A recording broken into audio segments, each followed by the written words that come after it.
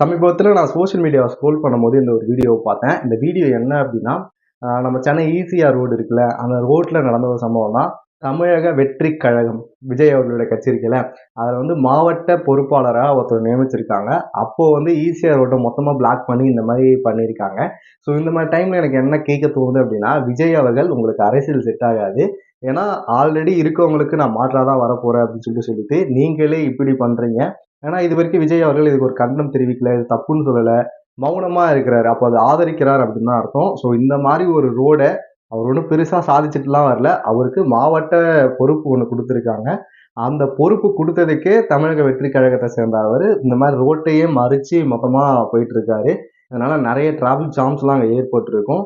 விஜய் அவர்களுக்கு நான் பெஸ்ட் அட்வைஸா என்ன சொல்லுவேன் அப்படின்னா, நீங்க வந்து அரசியல விட்டுட்டு போயிட்டு உங்க உங்களுக்கு நல்லா தெரிஞ்சது வந்து படம் நடிக்கிறது தான். உங்களால ரியல் ஹீரோவா இருக்க முடியல. அதுக்கு ட்ரை பண்ணாதீங்க.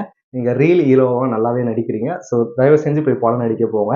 இந்த வீடியோ பார்க்குற நீங்க இத யோசிச்சுட்டு நான் பேசுனது சரிதானா? இல்லையா? அப்படின்ற உங்களோட கருத்த கமெண்ட் செக்ஷன்ல சொல்லிட்டு போயிடுங்க. நான் இத பத்திலாம் யோசிக்க மாட்டேன். நான் விசில் அடிச்சா பிஞ்சியா தான் கடைசி வரைக்கும் இருப்பேன் அப்படின்னு நினைச்சீங்க அப்படின்னா கமெண்ட் செக்ஷன்ல கதறிட்டு போங்க. உங்ககிட்ட ஒரு தனிப்பட்ட வேண்டுகோள்.